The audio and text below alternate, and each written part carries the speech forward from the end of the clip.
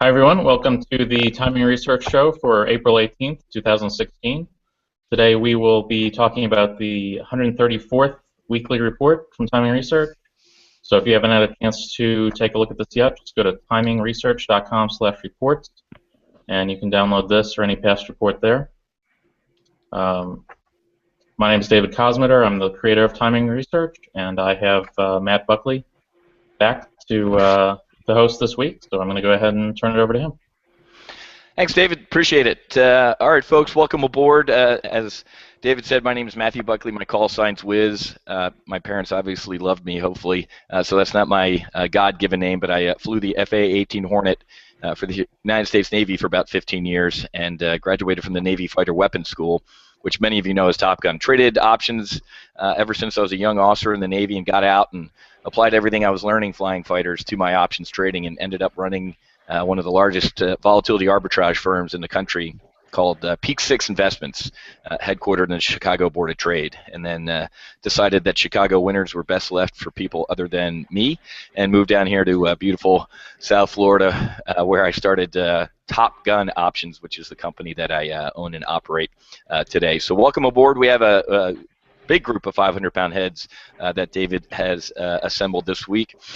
Christian Fromhertz from Tribeca Trade Group, Roy Swanson from Steady Trader, Jim Kenney from Option Professor, and Neil Bathos from TraderReview.net. And gents, we'll just keep that batting order for the rest of the day as we talk about our questions, and if anybody has any stuff they want to add to anything else that anybody's saying, we can always jump in and join the dogfight there, so to speak. So, Christian, why don't we start with you, my friend, and give everybody a little bit of a brief executive summary about yourself, your background, and what you're currently doing.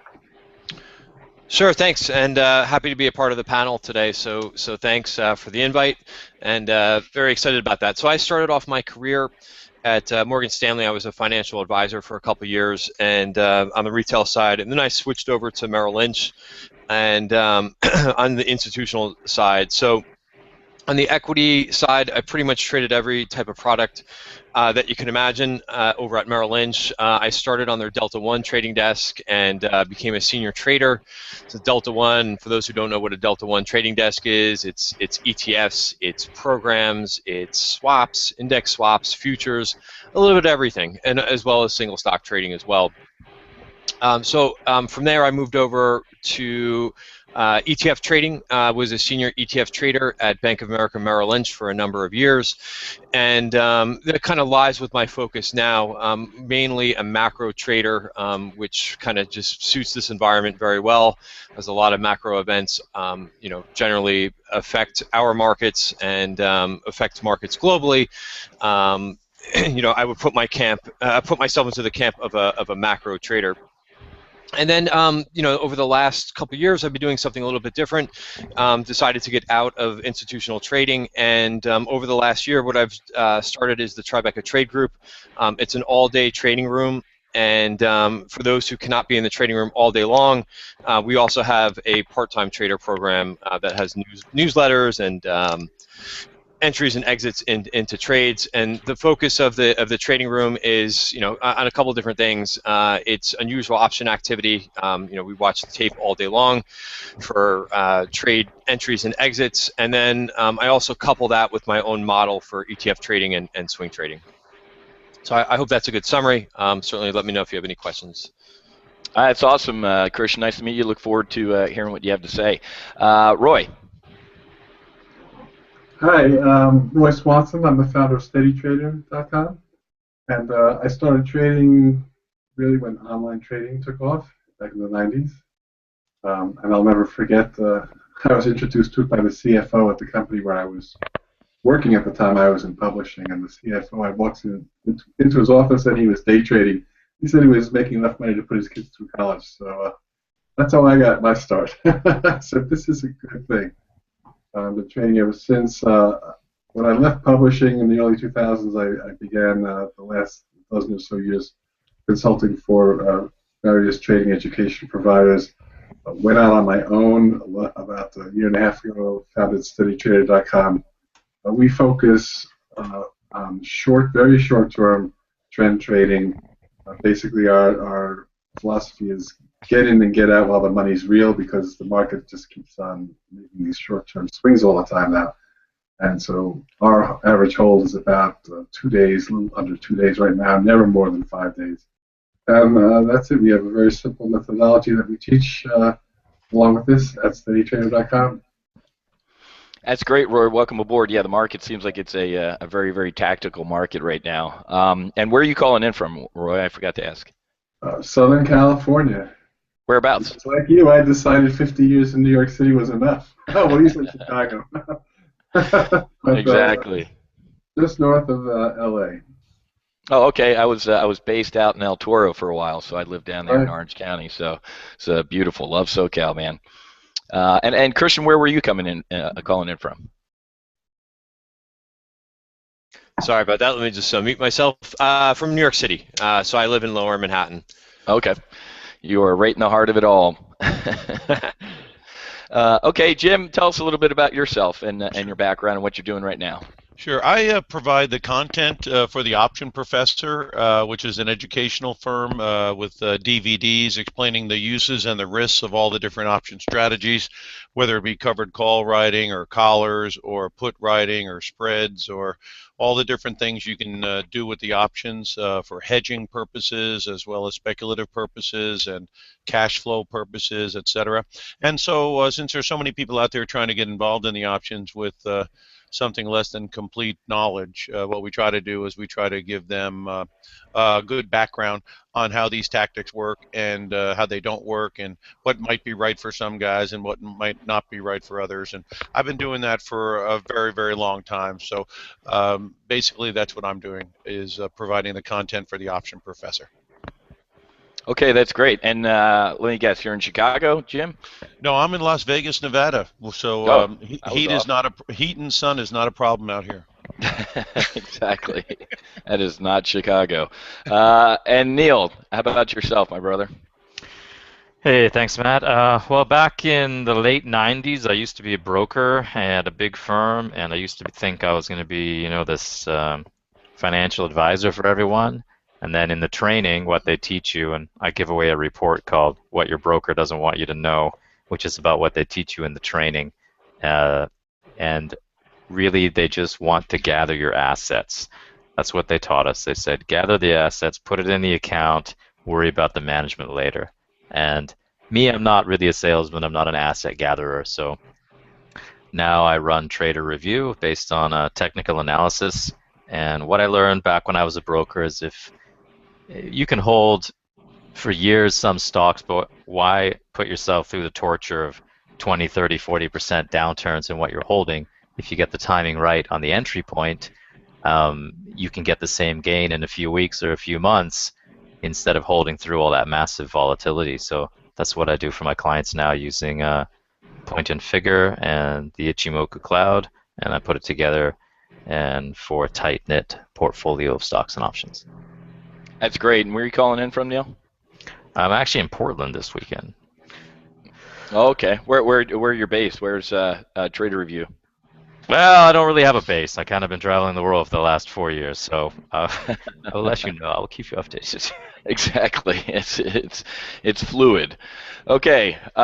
Good. All right, guys. Let's jump right into it then. Let's go to question 1 on our report for the week, and we'll start with Christian right at the top of the batting order. What developing events, Christian, technical or fundamental or even seat of the pants, your gut, who knows, will you be watching out for during this week that ends April 22nd that might have a positive or negative impact on the S&P 500 and other U.S. markets? Sure. So number one, a couple levels in the S&P to watch. We're right at 2085. I think that's a that's a level that a lot of technical analysts have been watching. If you draw the trend line from the last couple months, I think people are looking at that downward sloping trend line. So number one, we're right. When we get to some of the other questions, I'll go a little bit more detail about that target and the next target I have on that one. But some of the events that I'm watching this week in economics, there's a lot of housing data this week that often is a little bit of a leading indicator for the economy. So, since the February low, we've been seeing a little bit of an uptick in U.S. economics until about last week. We saw retail sales a little bit lighter than expectations. We saw Friday's industrial production number a little bit lighter. It didn't really phase the markets too much. But what I'm watching is the housing data this week. That's number one. Should give us a gauge.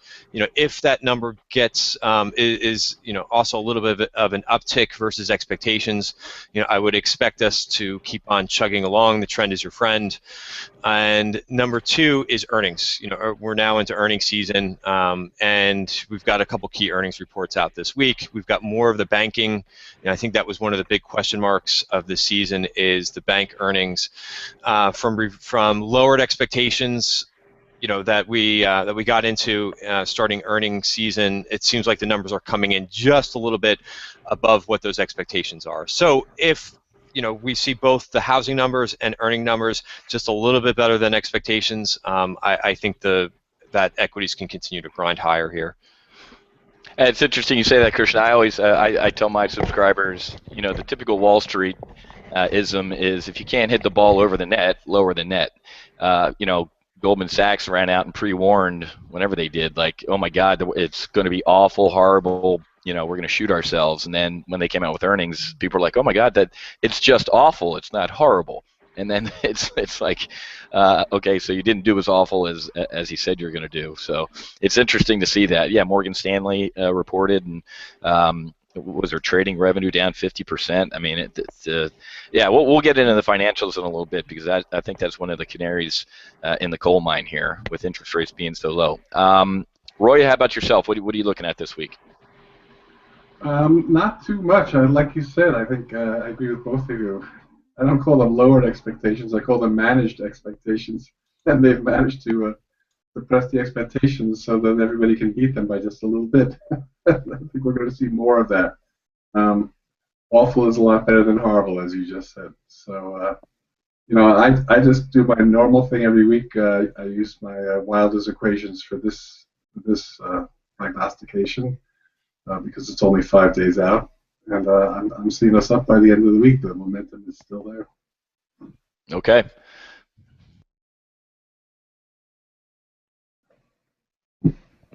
Sorry about that. Yeah, you can't fight the Fed. I call it hopium.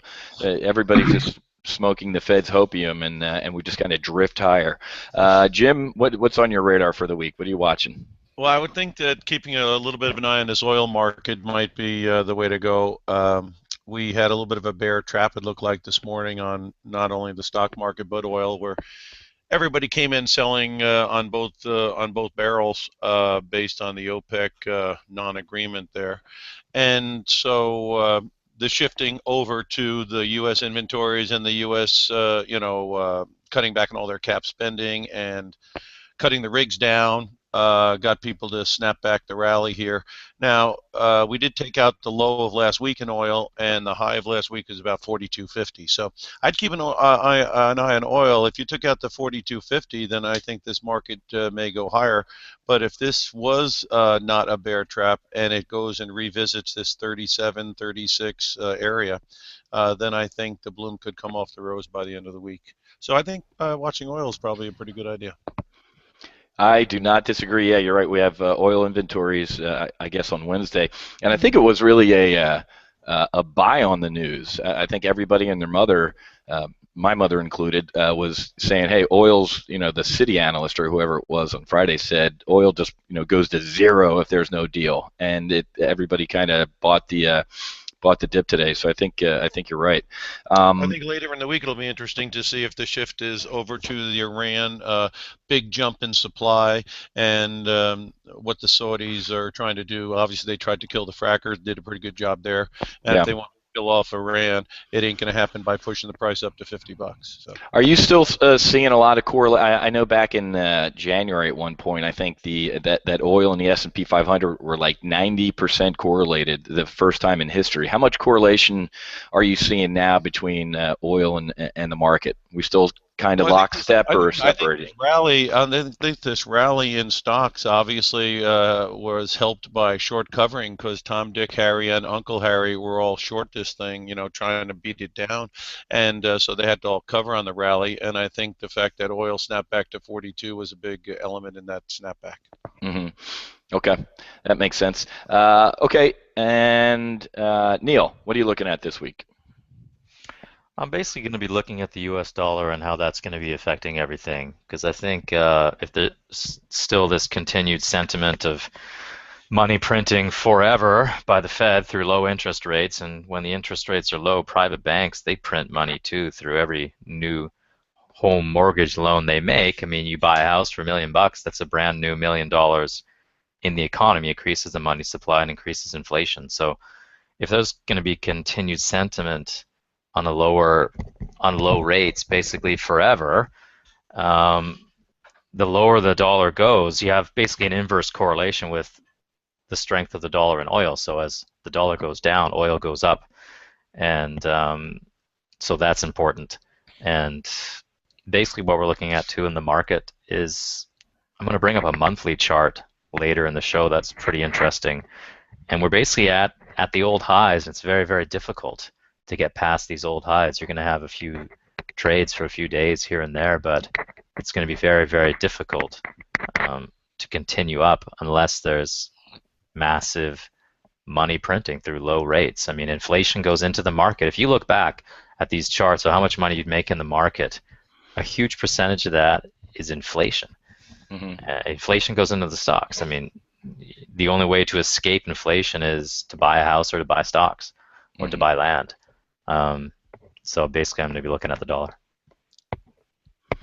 Okay. Yep. And the best thing about hosting is I get to go last, and I think you're all right. But I'm also going to look on Thursday. There's a ECB meeting, and the reason I care is because back in December, if you guys remember, Mario Draghi, went full Bernanke. I mean, his own quantitative easing, direct asset purchase, bond buying, direct asset purchases, and lowered their interest rates. And they're negativeville right now, and U.S. equities tanked, and the market and European equities tanked too, because it's one of those, the inmates run in the asylum now. The bartender's giving away free drinks, and then they're getting rowdy that it wasn't enough, or where's the next round? So I'll have one eye on what happens across the pond, because sometimes that can ripple across over here. There's a couple Fed lieutenants running around speaking, Dudley and some guys. Every once in a while they'll move the markets a little bit. But I agree with all you guys. Yeah, definitely looking at the dollar, and definitely looking at oil and the housing. Whoever mentioned housing nailed it, because that's another canary in the coal mine. The existing home sales at 10:30 on Wednesday, and housing starts on Tuesday, along with building permits. So I think you guys, just ask us. I think we nailed it, right? So let's move on to question two. We're the smartest guys in the room. Question two would be along those lines, based on everything you just talked about that you're going to be watching this week. What do you think we're going to be by Friday? Higher or lower, Christian? Yeah, obviously what we covered so far is a lot of events, but all things being equal, I think the trend is your friend right now. The main level that I'm watching is the 25.85, which I think is right where we are. I think if we stay above 20, so with one disclaimer, as long as we stay above 20.85, I would say higher. Okay, Roy?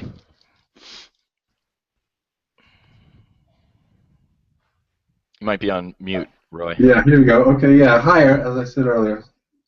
Yep. And you want a percentage on that, or? Yeah, you can give me your percentage now. That's fine. I mean, I'll just say higher because, again, all my trend indications say the momentum is just there. And I see it as a very quiet news week. Mm-hmm. I agree with everything everyone said, but I also think all that stuff is kind of foregone conclusions baked in at this point. Mm-hmm. I'm not seeing any surprises. So I'd say about 70% confidence. Okay. Hey, Christian, how about you? What's your percentage? I'd say right around there, 60, maybe a tad lower, 65. I had written down. Okay, there you go. Jim. Yeah, well, as far as the market right now, the momentum is higher, and so you don't want to fight the tape on it. I'd just be very suspicious if the thing started to lose some altitude, and if crude oil started to lose some altitude.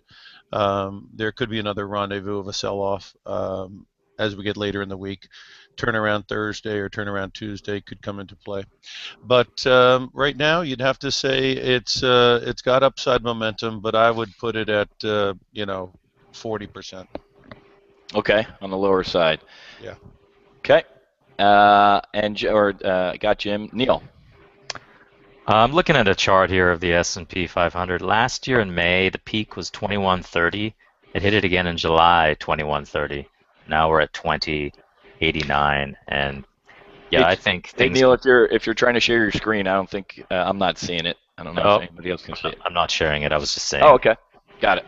So 2130, we're at 2089. That's set a huge alert for 2130 on the S&P 500, because when you get close to these old highs, they tend to try to make it up to these old highs, the market, or just a tiny little bit below, like maybe 2120. You never want to push it too far in these types of things. So yeah, we might be able to go up for the rest of the week and squeak out a bit, but it's not like I'm incredibly bullish. Yeah, so I'm gonna go like 65-70%. Okay, looks like everybody's pretty close. Let me see if I can bring mine up here. All right, start screen share. So I agree for no other reason than to agree.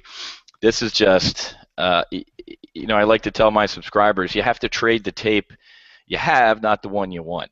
I think the Dow should be at 6,000 and the S&P should be at 1,000 if we were trading on fundamentals. But that ship is certainly sailed. I do a lot of consulting in the private sector, a lot of speaking and working with companies, working with a paper company in beautiful Appleton, Wisconsin the other week. And I work with these companies, and I just know it sucks out there. It's just not, this tape does not necessarily reflect the economy as most people have started to learn. And one of the things that scares me, I remember up at Peak 6 and up in Chicago, there are a lot of 27, 28, 29-year-old traders who have never seen a down market, who have never seen that. That was one of the things, the partners were all worried about, was they have all these people now in their firm that have never seen panic or know what to do if something goes wrong. So, and even this, to some of us old dog wasn't necessarily, quote, a panic, or that was a nice, everybody, that actually felt good to have that pullback back in. It really shook some of the chaff out of the market there. So I agree with everybody here. The trend's your friend. There's no, what could keep this market down? Well, really bad earnings. Well, we all just talked about how we all chuckled about how if you can't hit the ball over the net, you lower the net, and that's kind of, there has been some bad earnings, but not enough to shake anything else. What else could do it? Terrorism. Well, unfortunately, we saw a couple months ago in Belgium, everybody kind of put on the TV and shrugged their shoulders and said, well, it didn't happen here. And then we keep going higher. Oil. We saw the volatility around the beginning of the year of, everybody freaking out, and now people are kind of shrugging their shoulders with oil. So in the absence of just catastrophic bad news, we're going to go higher. And I don't see, like we all just talked about, I don't see anything on the radar this week that's going to drive us lower, even if it is bad earnings all around. If anything, it would just be a technical. All right, we hit, I think, Neil, as you said, some of these old highs. It's kind of like a magnet. The market gets drawn up to that level, and then you hit that level, everybody looks around and goes, all right, now what do we do? Well, let's take a little bit of profit, and we might sell off, but I don't think so. I'm with you guys. I'm a 70 delta higher by the end of the week. So that's, you guys are right. That's the correct answer. So let's go back to the report here, because I saw a pretty good question. And we'll start with you, Christian. As you got started in trading, what was the one thing that kept you from becoming a successful trader, and did you overcome it, and how? What is the most important thing for becoming a successful trader? Because obviously everybody listening wants to do that. That's one of the reasons they're listening. So give us some of your pearls of wisdom. Yeah, sure. And I feel like I'm bending some of these questions a little bit. I mean, I think one thing is difficult, so I'm just going to talk about a couple things. You know, number one, I think having a trading system. I mean, before you even get into the game, you know, I think developing that trading system, kind of understanding, you know, in each position that you're taking, what you think is going to happen, and what your game plan is going to be if it doesn't happen. So having that trading system, you know, having maybe 2 or 3 reasons, depending on what your system is, you know, why you're going into that position, and why you think a stock is going to go higher or lower. And then, you know, once you have that trading system intact, then a lot of it becomes a little bit of psychology. I think patience and discipline are the 2 things that are most important once you get into the trade. You want to be patient. You don't want to get, you know, shaked or shook out of a trade. So you want to make sure that you're giving yourself enough time. You know, if you're trading weeklies or front month options, you know, sometimes that can happen quite a bit of the time, because, you know, you have a sharp move in the other direction that can kind of take you out of a trade. So having patience, making sure that you're set up so that the trade can actually work for you, not taking the trade off too early, not letting your winners run. And then on the other side is discipline. So when it's not going right, you know, don't sit on that trade. You know, make sure you don't necessarily have to have hard stops, but you want to have soft stops. You know, at what point are you going to start looking at the trade once it's not working out? And you know, at that point, you should make a decision. Has something changed fundamentally in the trade that has made you think otherwise, has made the stock pull off? So basically, once you get to one of those soft stops, is it, you know, something that happened in the sector, something that would entice you to actually add to the position? Or if not, or if the stock is just not doing what you thought it was going to be, you know, take your chips off the table and go to another place. So, you know, again, just to sum up, you know, having a system to start off with, and then once you've got going into your trading, then it's patience and discipline. Christian, you're hired. I was you stole all of my thunder, man. Guys, sorry. No, that was awesome. I'm serious. Here's our. Can you guys see my slide? Hopefully that PowerPoint slide. Yeah, I can see it. Okay, great. So in the upper left, I mean, Christian nailed it. That's the mantra at Top Gun Options, is discipline, risk management, and that results in superior execution. So Christian said, have a trade plan, folks. I was saying that trading's a form of combat. Somebody's going to win and somebody's going to lose, period. Now, you have a bad day trading, you get to go home and, you know, have a beer. You have a bad day from my world, you don't. Your wife gets a flag. So I took a lot of the methodologies from flying fighters and did everything Christian just said. And one of the most important things that he said is my step 3 in our trade plan. Our first step is, first of all, what's your strategic mindset? What the hell are you?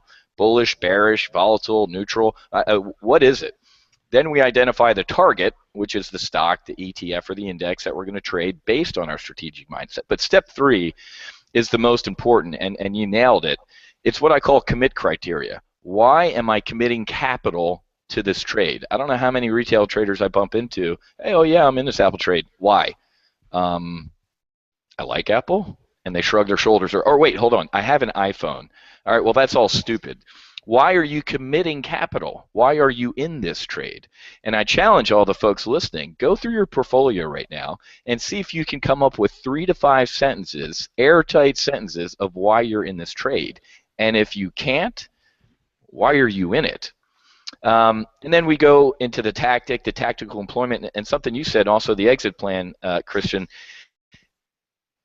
I decide what I'm going to do if I get shot at by a missile over Afghanistan before that ever happens. If I'm sitting in the air conditioning on the aircraft carrier, sipping on my venti upside down caramel macchiato, and I'm deciding what I'm going to do when the you know what hits the fan.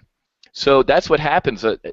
These points are already decided. My exit plan, I know when I'm going to adjust a trade if it's going against me. I know when I'm going to eject from a trade if it's going against me. Two different levels. So that takes the emotion out of it. Because a lot of people, a trade starts going against them, and they're like, I'll stay in it. And, Apple doesn't hate me. Apple loves me. I'm like, Apple doesn't care who the hell you are and will steamroll over you. So make the decision now so when that point's hit, there's no emotion involved. You just eject or adjust the trade. So I think that is some very, very sage advice from Christian, and I think he nailed it. I wasn't going to jump in after that, but that was awesome. So very well done.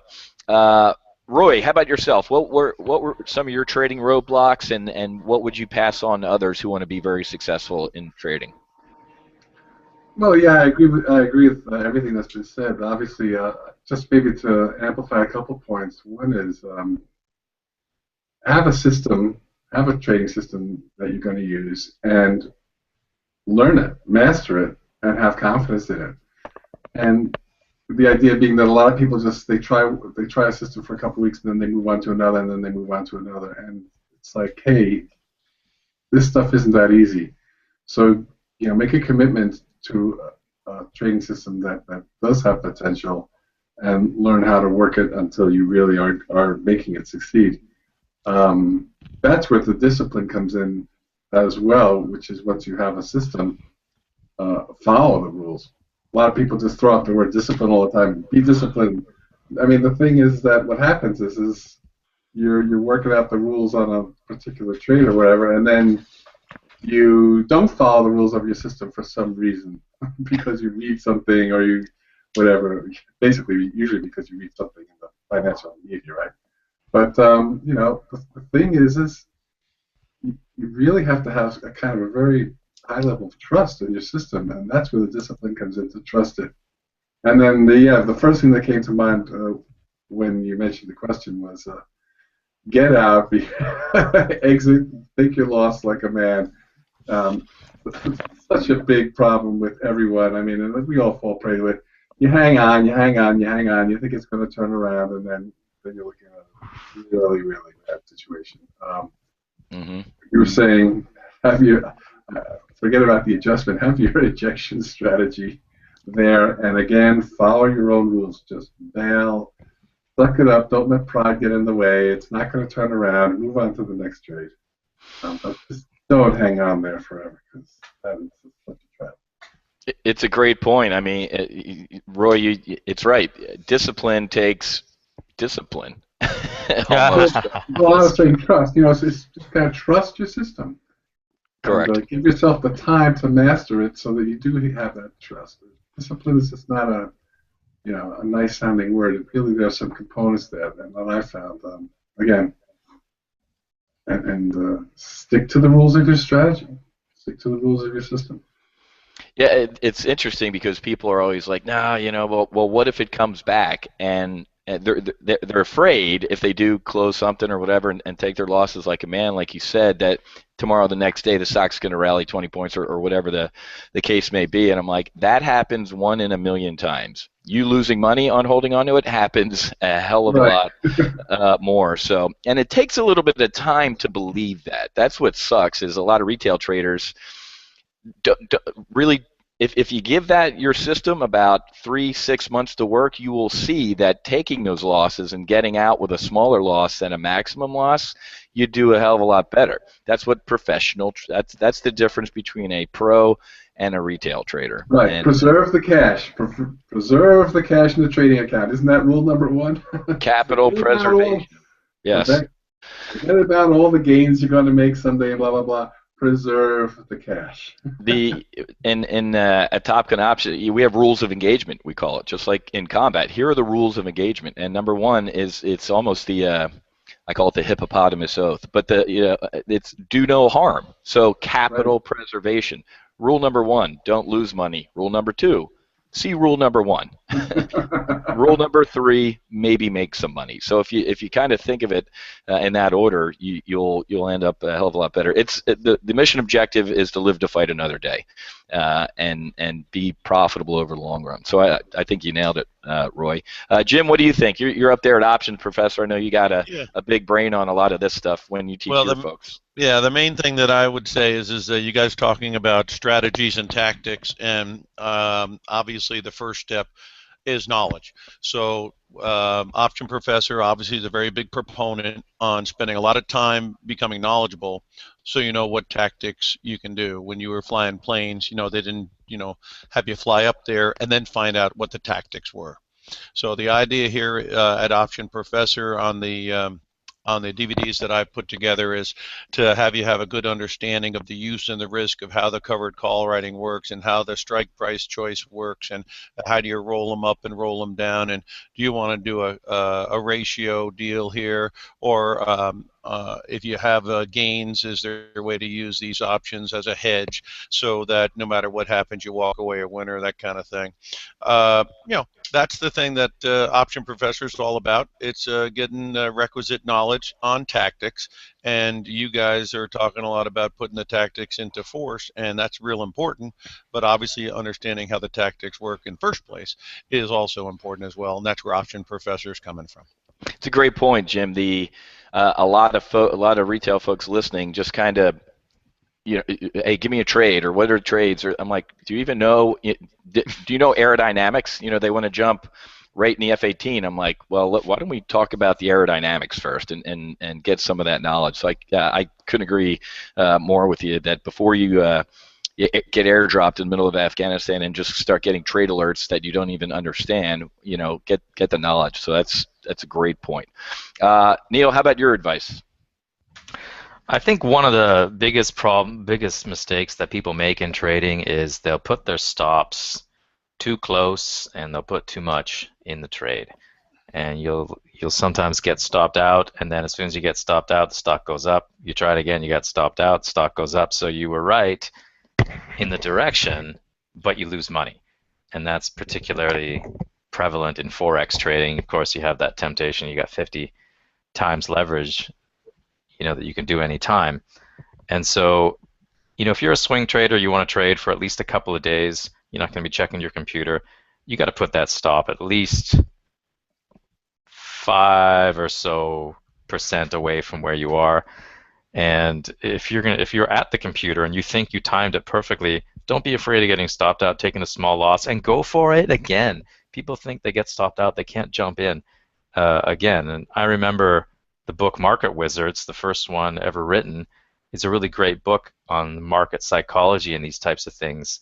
And one of the guys that was interviewed in the book, obviously a multimillionaire, successful fund manager, said when he times the bottom, he can get stopped out 3, 4, 5 times. But the time that he doesn't get stopped out is going to be a massive winner.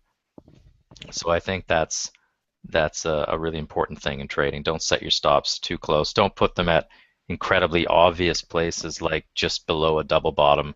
The market makers will see that. They will take you out, and stocks will rally from there. And I guess that's one of the big things for that is the position sizing and not putting the stops too close. And if you do put them close, don't be afraid to get back in, because you could get stopped out just briefly, and then the time you can get stopped out twice in a row, but then the third trade is going to be a big winner. There you go. So Neil, you hit on a topic I hit on pretty hard, and I want to go around the room real quick and see what you all use. At TGO, at Top Gun Options, I use 5% of our I manage $100,000 model portfolios, 4 of them, and my rule of engagement is I don't want to risk more than 5% on any one trade. So I was a political science major. Let me do the math. That's $5,000. So I don't want to risk more than $5,000 on any one trade. Why 5? That's because I've been doing it for 25 years, and I am comfortable with that with me. Do you have any personal rule of thumb on a per trade basis or size, or does it just depend on the underlying? I used to get emails from some people where we would get stopped out on a trade, and then a couple months later I get this email and someone would say, yeah, that that trade we got stopped out on. I'd say, oh no, here it comes. And they'd say, yeah, I kind of have a really large position that I'm still in. And Help. and I'd look at it and go, good God, man. And so I said, I got to fix this problem once and for all. And so what I did is I paid a programmer, and he made a calculator for me. Mm-hmm. And it's a very cool way of doing it. So let's say you have, again, 100 grand. And the way this calculator works is there's a little drop down where you can say how much do you want to risk per trade, so that if you do get stopped out, how much will your portfolio drop? So disregard all your other positions. How much are you willing to lose in your whole portfolio if you're stopped out? And the default setting is 1%. So if the trade goes bad, you're down to 99 grand. And so what it'll do is you put in your stop. And so let's say volatile biotech stock, your stop could be 20% away. I mean, it could be massively volatile. Or you want to get into a utility company, your stop is 3% away. And so what it will do is it'll calculate how many shares to buy, and how much money you're putting into that trade. So sometimes you're putting in 30 grand, but if you're stopped out, you're still only losing $1 grand. Mm-hmm. But sometimes if the stop is really far away, you're only putting in 6-7 grand, but you're still going to lose $1 grand, if you're stopped out. So it's basically saying how much would I lose if I'm stopped out. And you can also, if you're a risk-averse trader and you say, oh, biotech is risky, I don't want to do it, and you can set it as low as 0.5%, and if you're stopped out, you only lose $500. You're not going to make as much because Sure. you're not putting as much in the trade. But when you do lose, you kind of smile and you go, thank God. Thank God. Yeah. Oh, and you're almost kind of thinking, oh, I didn't blow it. All right, great.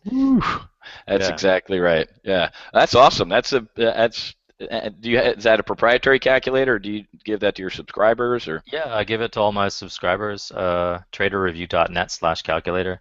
That's And great. you can also, if you look at somewhere online, there's some free ones online. It's called percent risk methodology. And that's what I use. It works really great for Forex as well. If you want to go high leverage, and depending on your stops and everything, just set it at 1%. Okay, I'm going to take a look at that. Christian, how about on your end? Do you have any rules of engagement or SO standard operating procedures as far as position size or max risk in a trade? Yeah, sure. I think you touched upon the 5% rule. That's kind of where I am in terms of position sizing. But I mean, it depends on the trade. We have a lot of traders who day trade, who short to intermediate term swing trading, and then long-term swing trading. So I think, my rules fluctuate a little bit based on what type of trades you're in, and also how many times you're going to add to a trade. So it could be the maximum that I would say that you would want to get your position size up to is 5%. But let's say, keeping an easy situation for a long-term swing trade, maybe you want to start with a 2%, 2.5% trade, with the understanding that you may be adding to the position a couple times in that swing trade and get up to the maximum of 5%. Something like a day trade, it's going to be much less than that, and maybe you're not going to add to a trade 2 or 3 times. Maybe at the most you're going to add to a trade once. But something like that is going to be a smaller position size, say 1.5% of your portfolio size. Okay, that's some good ROE. Roy, how about yourself?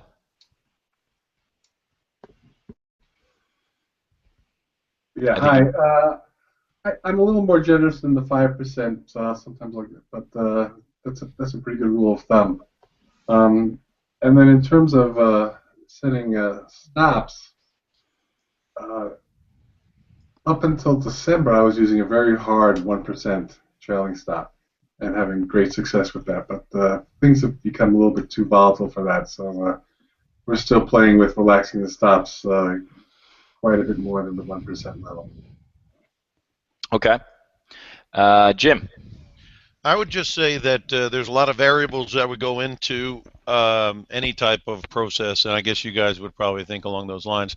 What trade you're doing, what the length of the trade you're looking at, what are the other variables in the trade so there'd be many moving parts, many variables that would come up before you could decide exactly what you're trying to do. And I think everyone would agree that there's certain circumstances beyond your control that would put all of these percentages that you're trying to keep it within, and it would put that on the back burner, such as a gapping move or a event or something like that. So general guidelines is one thing, and then of course so many variables would hit those things to make them moot under certain circumstances. Okay, awesome. That's all good. Got some good stuff out of that. So final question, I always want to sneak in here because that's another reason why a lot of folks tune in to David's program here is, what are you looking at right now? What's a great looking trade you either have on right now or you're looking at as a potential short-term trade or long-term trade, whatever it would be? Give us one of your gems you're looking at right now, Christian. Yeah, sure. I've been watching a lot of the strength. We're seeing a much different market than we saw 6 months ago, where the breadth was a big concern in the market, where names and sectors, a lot of names and sectors were not performing, and were really left out of the rally. There was very few horses that are pulling the cart. Now you see a much different situation. You see a much bigger participation rate in terms of sectors that are above the 200-day moving average. A trade that I've been doing, and again, while the trend is your friend, I've been looking at the XME, the metals and mining space. It seems like whenever this name in the last couple of weeks, whenever this ETF opens up on weakness, it usually turns around. Could be a half an hour, could be an hour. If you look at the daily chart, the 5-minute chart of XME today, you'll see what I'm talking about. We start the day weaker, and it ends up being a place to actually initiate a trade. And you can watch the first couple, as the first couple bars turn around, depending on what technical indicators you're looking at, such as like MACD or moving average crossovers. You could see when the trend flips in the beginning of the day. So that's been a day trade that I've liked. It's not a position that you need to hold overnight, because you get chances in the morning where it's can end up down maybe 50 basis points or a percent, and then all of a sudden it rallies back and it ends up 2 or 3%. So I think it's still an unloved trade. You're watching names like U.S. Steel, AK Steel, STLD, which are all in the XME ETF, as well as it's got a few of the miners. It's got a few of the gold miners, which have been performing pretty well. So I know a lot of people have been talking about GDX. This has a little bit more steel exposure into it. So while I continue to see this trend of opening lower mostly in the beginning of the day, and then it finishes close to the highs of the day, that's a trade I like.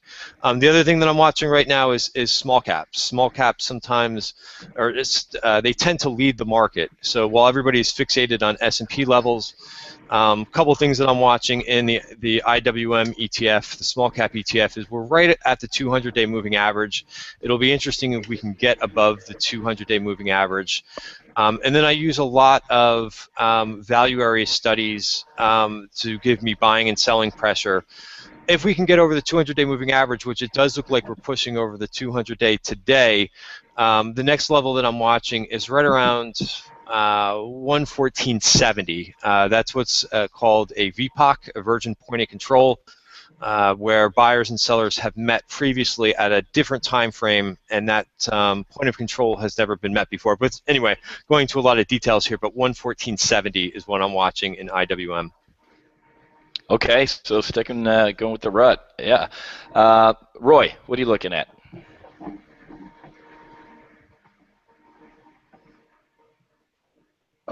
Two trades I'm in this morning are EBIX, EBIX, and Synosure, CYNO. They're both up a little bit over 1%. And again, they just come from my system of using short-term momentum analysis. And you, Roy, like you said earlier, I mean, you might be out of those today, right? No longer, or tomorrow? Maybe tomorrow, yeah. I mean, to give you an example, we had one from Friday. That's I'm so short-term. When you talk about being in a trade, it's a very transitory statement. Yeah. I was looking at Friday. We put into Zeus, Olympic Steel, and it's up 4.2% right now, so we're probably going to take that money off the table after this call. But that's what we look for. We look for making 3, 4, 5%, basically. Go on. Like the guy in the song said, go on, take the money and run. That's right. Take our pennies off the table. Yeah, nobody's gone broke taking a profit, man. Jim, anything you're looking at that you want to share? Well, just broad strokes on the stock market. Yeah, I think we're going to have a pretty exciting period in the next 3 to 6 months as we go into this election, and as we go into part of the year where stocks sometimes haven't had the best time of it. You know, the 50-day and the 200-day moving averages remain inverted on many of the stock indexes, not only in the U.S., you know, your knife and your Russell and your S&P, but also worldwide. You know, if you look at Britain, Germany, Japan, etc. So it'll be interesting to see if this inversion is going to go the other way and the 50-day goes above the 200-day. Earnings recession seems to be in full force over the last year or so, and GDP next week is going to be announced. So, you know, if that remains anemic, you know, you wonder how we're going to keep going and keep going. But wall of worry can happen. 2135 on the S&P is still intact. So, and the VIX, you know, a close above 15 and a close above 17. And if this S&P could ever get hit, you don't want to fight the tape, obviously. So obviously you don't want to be bearish in a rising market, but you don't want to dismiss the fact that the earnings seem to have gone bye-bye. Top line growth seems to have gone bye-bye. The GDP is hardly moving. And so I would remain vigilant to keep my eyes open over the next 3 to 6 months and see if we can't take out the highs, and if we do deteriorate, if this thing is going to have more of a significant decline as we go into the end of the year. Obviously, some people have touted that story for so long, and obviously with this market move, they look very silly.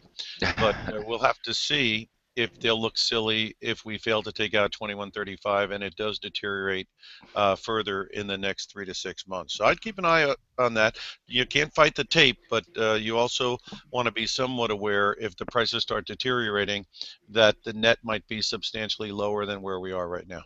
Correct. And a couple things on that long-range radar that are going to be very, very interesting to the market is the election and obviously the Fed. So is the Fed going to squeak in a rate hike before the end of the year just to keep their credibility? If they do, it'll be in December. After they probably won't do it around the election. And then just seeing, you know, the Donald Trump, presumably nasty convention versus Hillary Clinton. The market, I think, is going to be very, very attuned to what happens with the election, especially since Hillary hates Wall Street, quote unquote, as she gets paid $250,000 to give speeches to Goldman Sachs. Right. So we'll see. And we'll see what happens there. It's a little weird that they've gone on a hiking campaign in December, and the 10-year note has gone from 2.4 down to 1.7. Yeah. So there's a story behind the story, and my suspicion is that in the next 3 to 6 months, the story behind the story will come to the front. Yep, I agree with that. Neil, how about you, man? What are you looking at right now? What do you like? Well, we're not talking about the UK's referendum in June. The Brexit. Good point. Yeah. They haven't had a say since 1975, and I think they're going to leave. And I don't know the details of it, but there's millions and millions of people from Europe living in England. Yeah. And if they leave, I'm not sure if these people are going to be allowed to stay in England. I'm not sure what's going to happen. So we're going to have this rising tide of nationalism starting in Europe, and then I think it's going to continue to the United States, especially if Trump is the nominee and wins the election. I don't know exactly how that's going to affect stocks, to be honest, but it's something I'm looking at. But I wanted to bring up one chart here, which is a very cool chart. Screen share.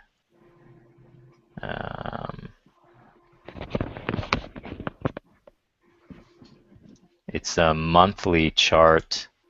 Can you see this chart? Yep, we got it now. Yeah, so this is just a cool site that I found online called TradingView.com. It's free, and this is a monthly chart of the S&P 500. And what I did is I just put up a 20-period moving average. So this is a 20-month moving average. And if you are a day trader, swing trader, long-term trader, whatever it is, you always have to keep in mind the long-term trend, because if you trade in the direction of that trend, you have obviously more chance of success. So if we go over here to the left, if you can see my mouse, this is 2000, and it breaks it, moves all the way down. This is just using SPY because I couldn't find S&P 500, the ticker. Moves all the way down to 80, comes up here at 100. This would keep you in all the way up to 150, out at about 140. If you shorted down here and just move this back in at 110, and no full candle goes all the way below here, and then now we have this tremendous volatility that I've never seen before, which has probably never happened in the last 30, 40 years or ever, that we're talking about, and we're back up close to these highs here on the monthly chart. But if you scroll back here, going all the way back to the 90s, just using this simple strategy of a moving average on the monthly chart would have got you in at 60 on the S&P 500. And even with this big drop in 1998, I still remember that actually. I was in university at the time. We had to talk about it with the Fed and all their genius lowering rates and keeping the U.S. out of the so-called Asian flu or something like that. But look at how effective just using a simple moving average is on the monthly chart when you're looking at these long-term time frames. So that's something that I'm also looking at, and I'm going to continue to look at this chart to see what's happening here, and of course be very, very hard to break through this level here of about, well, it's SPY, but about, what was the level, 2130, or just about 30 points higher than we are now? 2135, yeah, 2130, 2135. Yeah, so that was that's all I wanted to show. I like it. I'm gonna go with my Captain Kirk rule of investing and trading sometimes, and it's boldly going where nobody has gone before or isn't going right now. The Brazil, the EWZ has jumped from 17 up to about 29. Now it's given a little bit back today, kind of a sell on the news on the impeachment, but Brazil's just been pounded. And I think the Senate, once this thing gets to the Senate, it's a foregone conclusion she's going to get clipped. Now, I understand that markets look at that as uncertainty, but it's almost like, hey, it can't get any worse. So I'm looking at Brazil, a long call diagonal, buying a deep in the money 80 delta call all the way out to Jan of 2018, and then I just sell the front months against it. Just sell front month upside calls against it to bring in a little premium, help pay for that deep in the money 80 delta call that I bought, and then I'll also buy I call it a disaster put underneath, out to Jan 18, just to reduce my haircut and lower my potential risk. So I'm going to be talking about that actually during our full throttle launch, which kicks off tonight. But so that's what I'm looking at. I like looking at, your Ken Griffins, your Stevie Cohens, your all these. None of the guys who are uber rich in trading and investing followed the crowd.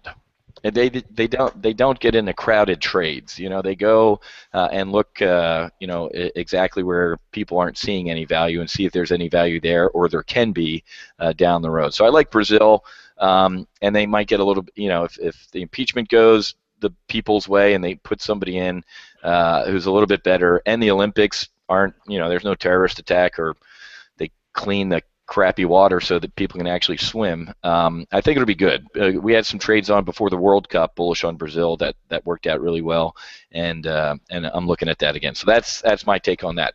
All right, gents, we are at our time, so let's just go around the room real quick and give us a quick, hey, here's how you can get a hold of me, or check me out, or join what I do, and then we'll wrap it up. Christian? Yeah, sure, absolutely. And I was just going to chime in too about the Brazil trade. It's a trade that I also like. One of the things that I track on a day-to-day basis is inflows and outflows into ETFs. I know a lot of funds do that on a weekly or monthly basis. This is something that I track on a daily basis as well as weekly and all those other time frames. But we've actually seen, I think it's the 8th straight week of inflows into emerging markets. And most of those have actually happened through your larger emerging market funds like EEM and VWO. So I think there's still some room to play. So I very much, just wanted to second that trade that you mentioned. I also like the ILF ETF, which is all of Latin America. If you look at some of these areas like Peru and Chile, EPU and ECH, these, which are difficult, and some of them don't have options to play, but ILF does have options, so you can get exposure to Brazil and Peru and Chile and some of these other emerging market Latin American countries through that ETF. So that's one trade I wanted to mention. And you can reach me. The name of my company is Tribeca Trade Group, and you can reach me at TribecaTradeGroup.com. My Twitter handle is @CFromhertz. It's my first initial, last name Fromhertz, which I think you guys have.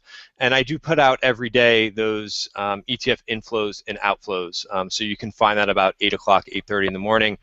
Every day I'll put that out, as well as I put out a report what's happening in terms of trends, overall trends for the month, as well as year to date. So thank you very much for having me a part of the panel today.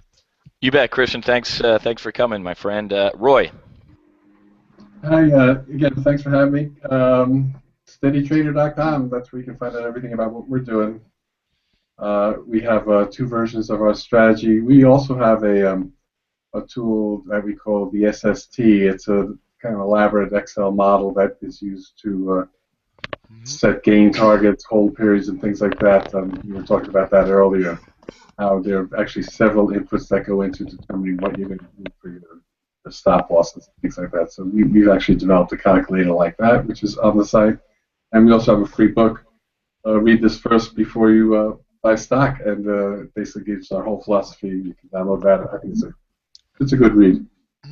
Anyway, SteadyTrader.com. Thanks again for having me. Always enjoy it.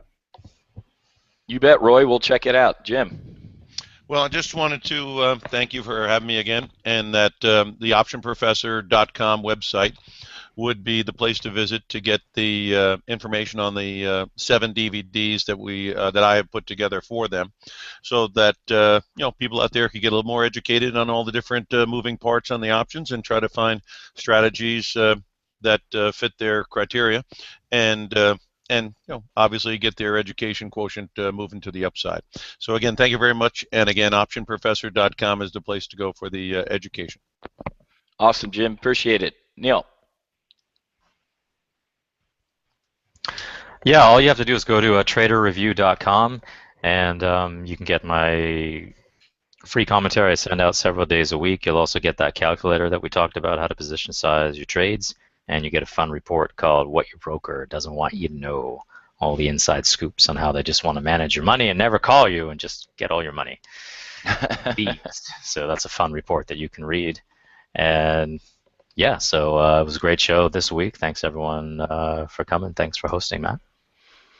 You bet, Neil. Thanks for coming, folks. You can. This is the website. We're actually starting our full throttle launch tonight at 8 o'clock with a kickoff webinar where I'm going to go through that trade plan that I talked about, and then we're going to do a full week of live training and trading every day. So we're kind of a open house to the squadron, so to speak. We're going to open the doors, and you can come in, jump in the airplane, and bang it around and see what we do here. You can head to go.topgunoptions.com/joinft. That's for join full throttle. So just a little bit of an abbreviation there. Go.topgunoptions.com/joinft. And then if you join us for the week, we'll give you a what we call our options pocket checklist, the OPCL. Whenever I went flying in the Hornet, I mean, the flight manual for the Hornet's like a phone book, and unless you're short and need to sit on it, you didn't go flying with it. We squeezed the valuable information down into what we call a PCL, a pocket checklist. So we made the OPCL. It's got the 32 options, 35 options tactics that we trade on 2 pages. How to use it, when to get in, when to get out. Quick reference guide that's worth $45 just for logging in. You can go ahead and get a free copy of that. So that is how you can see what we do here at TGO. So with that, thanks, gentlemen. I actually learned a lot today, which is pretty cool. I took some notes down, some potential trades, and some cool calculators and stuff I'm going to be looking up. So I appreciate everybody for coming, and I'll throw it back over to David. David, thanks for having me and having a great show today. Yeah, thanks, guys. Great discussion, as always. So just want to remind everyone watching that you can go to TimingResearch.com and you can download any of the past reports or watch any of the past shows there. Also, be sure to go to TimingResearch.com/current survey this coming weekend, and you can fill out the next survey and have your ideas be part of the next report.